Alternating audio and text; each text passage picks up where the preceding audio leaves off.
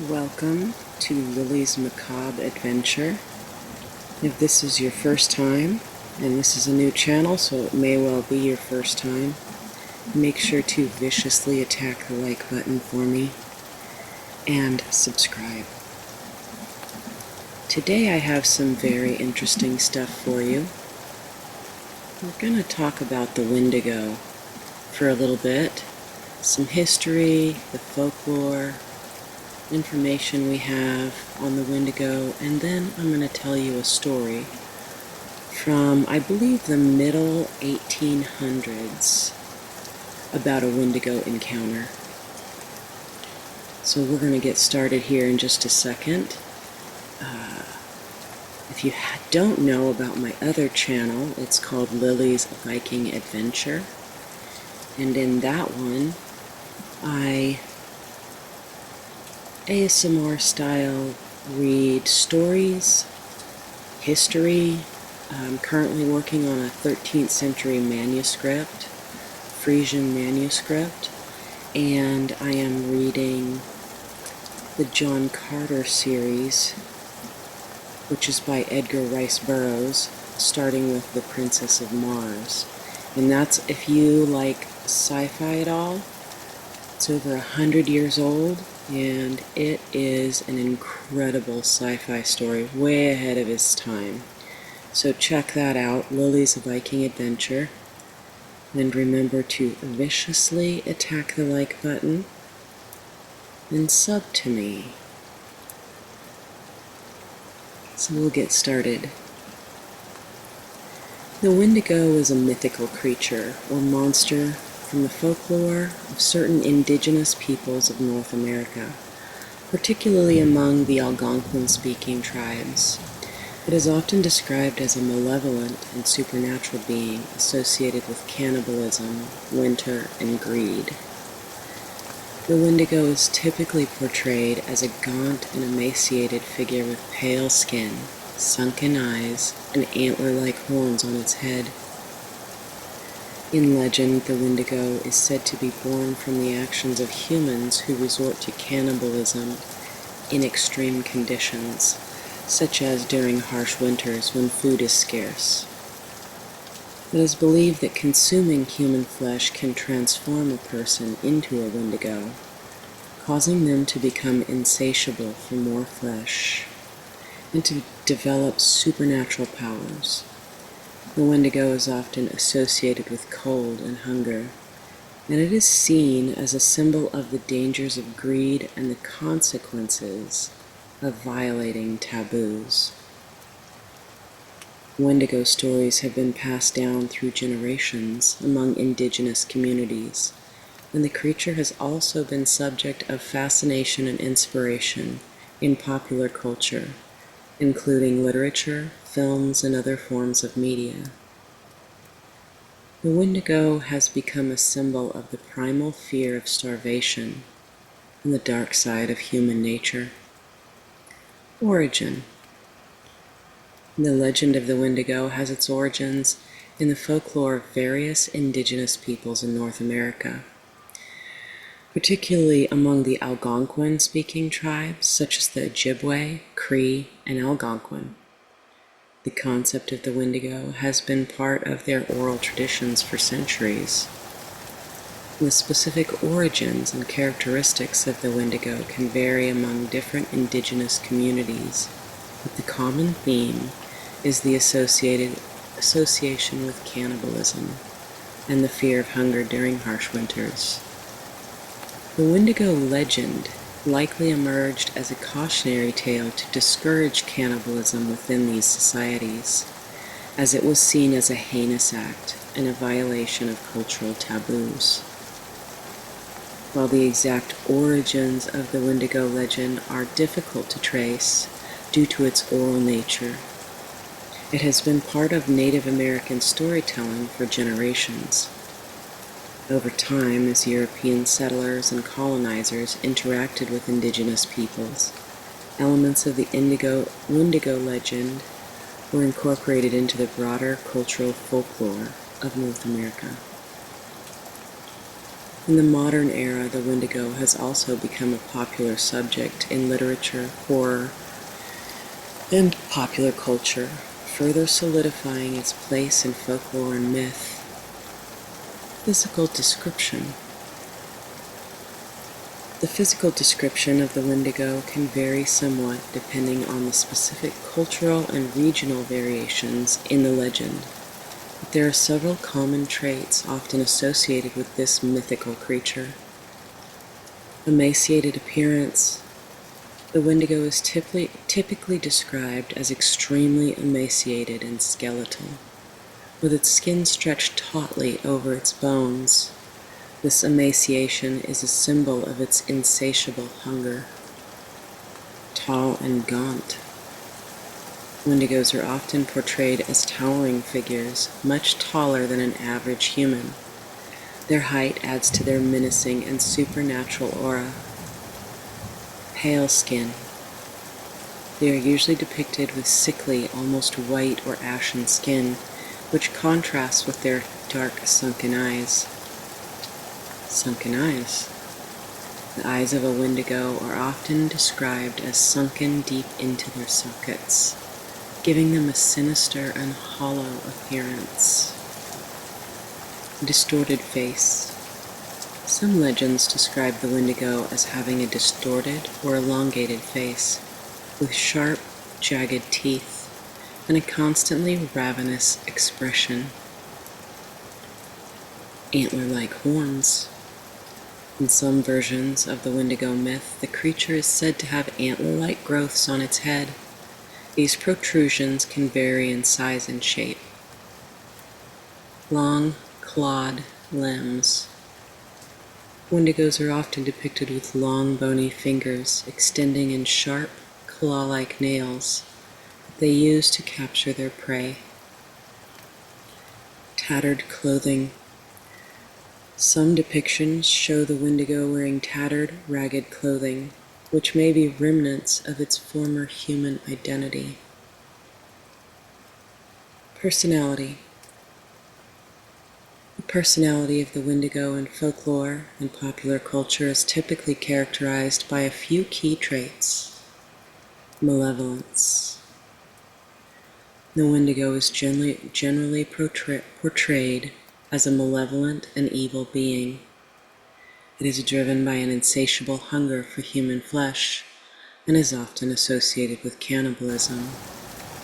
This monstrous appetite for human flesh is one of the defining features of its personality. Greed and cannibalism.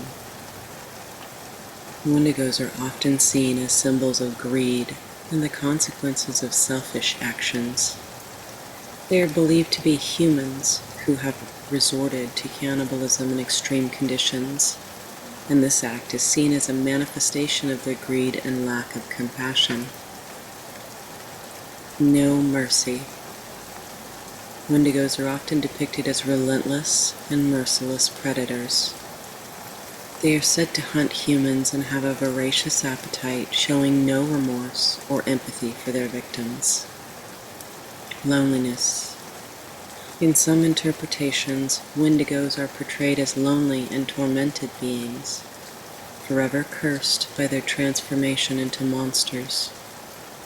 This loneliness may add a tragic dimension to their personality. Supernatural powers. Depending on the version of the legend, Wendigos may possess supernatural abilities, such as the ability to mimic human voices or control the weather. These powers add to their otherworldly and terrifying nature. Madness. The transformation into a Wendigo is often associated with madness and a loss of humanity. This madness can further contribute to their unpredictable and dangerous behavior. Special abilities. In various interpretations of the Wendigo legend, this mythical creature is often associated with supernatural abilities and powers. These abilities can vary depending on the specific folklore or story. but some common supernatural attributes and powers attributed to the Wendigo include invisibility. In some versions of the legend, Wendigos are said to have the ability to become invisible or to blend seamlessly into their surroundings, making them formidable and elusive predators. Mimicry.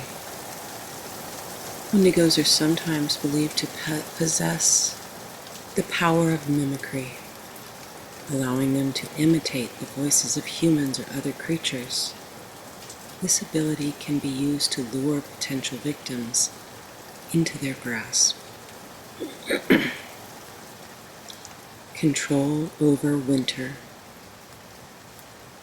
Given their association with cold and harsh winters, Wendigos are sometimes thought to have control over the weather and the ability to bring about blizzards or cold snaps.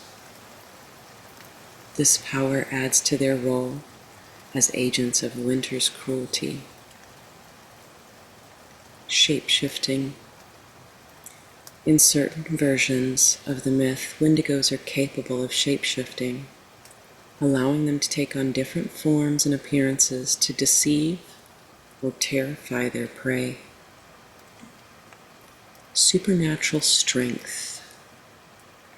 Wendigos are often depicted as possessing immense physical strength, making them formidable opponents in physical confrontations.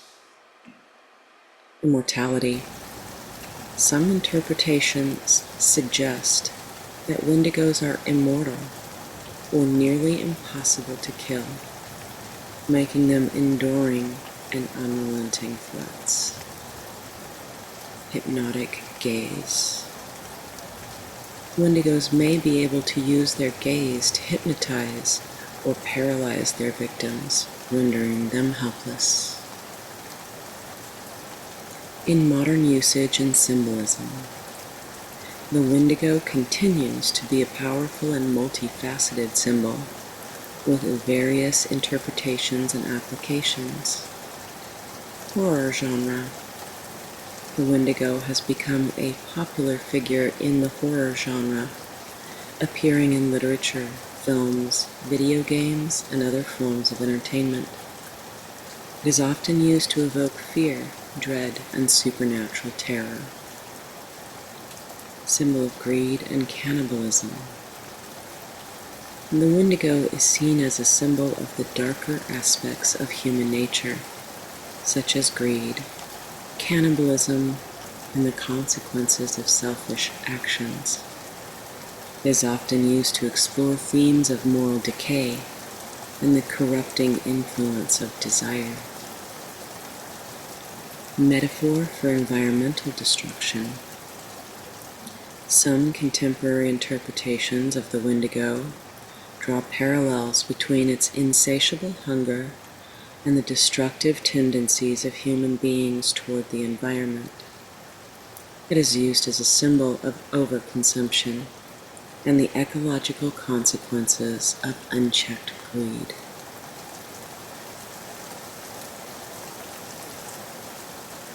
Psychological symbolism. The Wendigo has been interpreted as a metaphor for various psychological and emotional struggles, such as addiction, obsession, the feeling of being consumed by one's own desires. Commentary on isolation.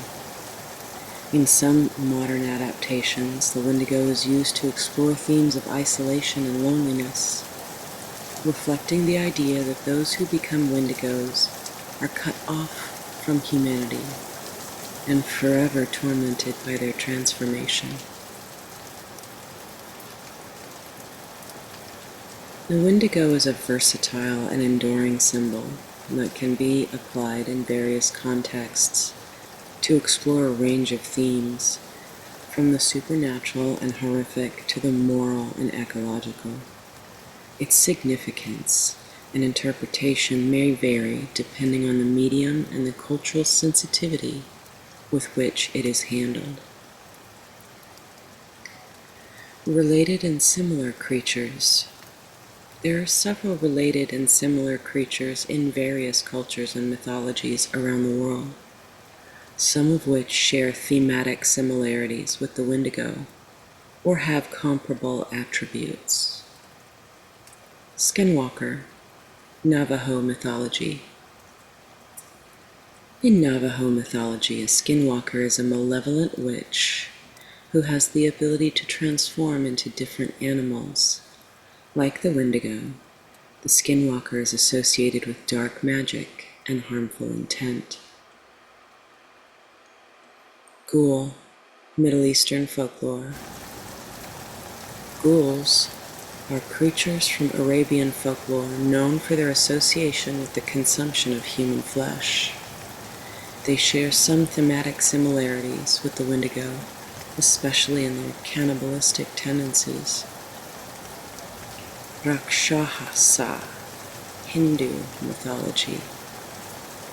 Rakshasas are supernatural beings in Hindu mythology known for their malevolence and shape-shifting abilities.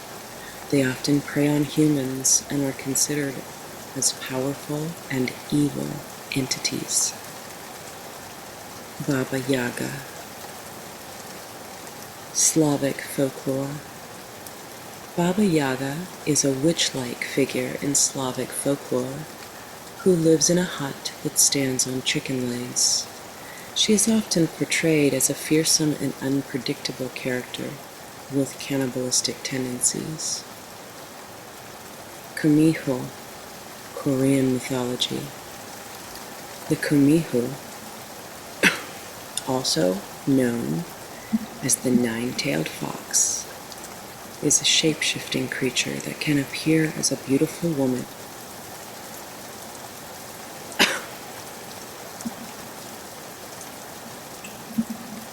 They are known for their deceptive and often malicious intentions.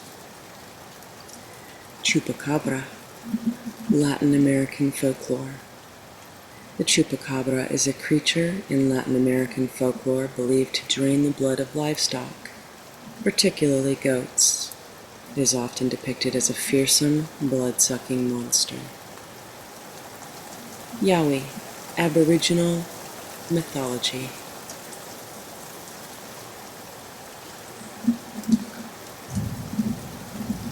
The Yowie is Australia's version of Bigfoot or Sasquatch. It is a humanoid cryptid said to inhabit the wilderness. While it is not necessarily associated with cannibalism, it shares similarities with the concept of a mysterious and elusive creature in the wilderness. Yeti, Himalayan folklore. The Yeti, or abominable snowman, is a legendary ape-like creature said to inhabit the Himalayan mountains. Like the Wendigo, it is often depicted as a mysterious and elusive figure in the wilderness. Wraiths and ghouls, Western horror lore.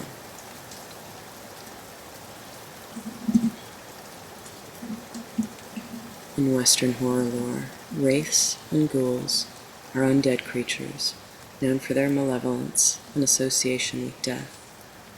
They may share some thematic elements with the Wendigo, particularly in their eerie and predatory nature.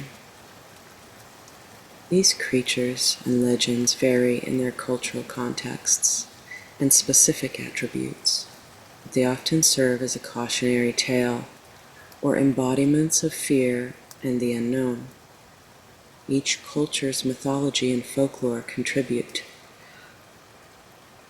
to the tales of supernatural beings and entities that continue to captivate our imaginations and explore the darker aspects of human existence.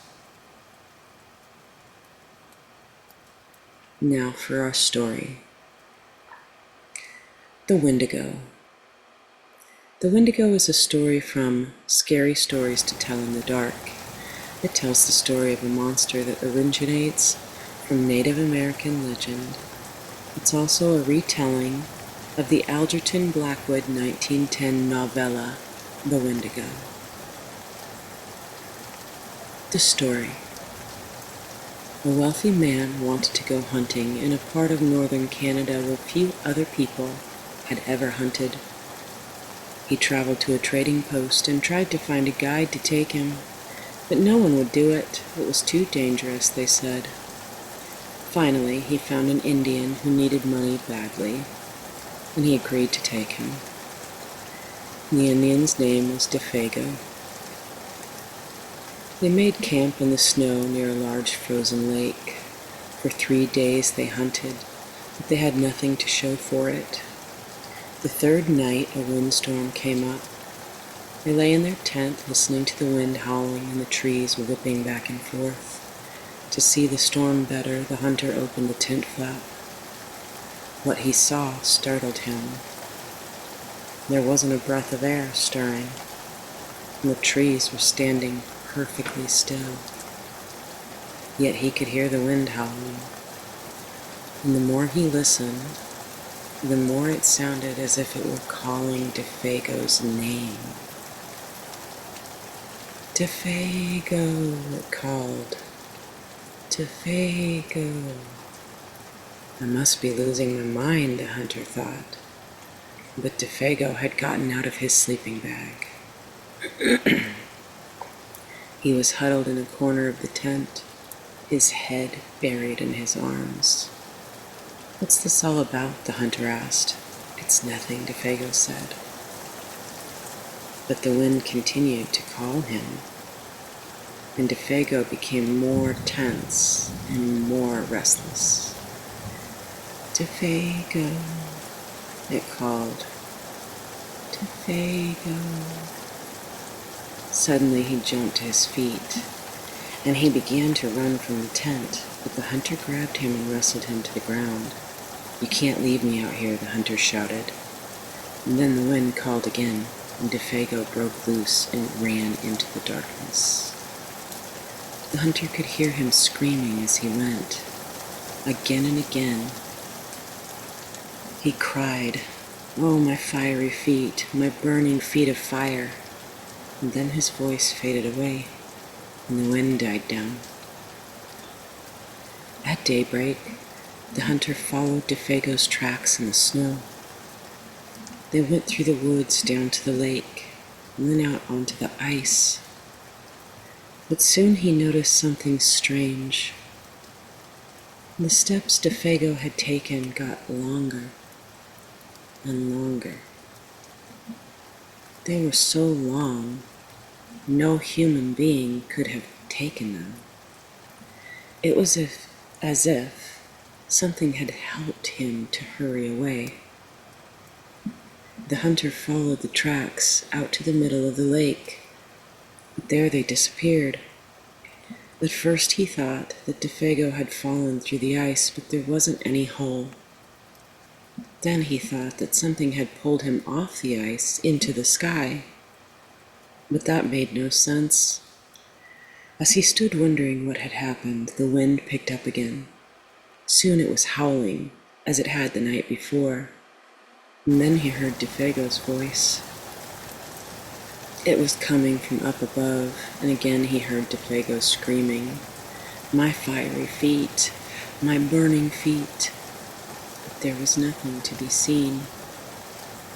Now the hunter wanted to leave that place as fast as he could. He went back to camp and packed.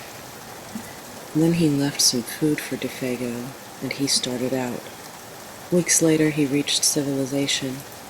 The following year, he went back to hunt in that area again. He went to the same trading post to look for a guide. The people there could not explain what had happened to Defago that night, but they had not seen him since. "Maybe it was the Wendigo," one of them said, and he laughed. "It's supposed to come with the wind. It drags you along at great speed until your feet are burned away, and more of you than that. Then it just carries you into the sky and drops you." It's just a crazy story, but that's what some of the Indians say. A few days later, the hunter was at the trading post again. An Indian came in and sat by the fire. He had a blanket wrapped around him, and he wore his hat so that you couldn't see his face. The hunter thought there was something familiar about him. He walked over and asked, "Are you Defago?" The Indian didn't answer. "Do you know anything about him?" No answer. He began to wonder if something was wrong, if the man needed help. But he couldn't see his face. "Are you all right?" he asked. No answer. To get a look at him, he lifted the Indian's hat. Then he screamed. There was nothing under the hat but a pile of ashes.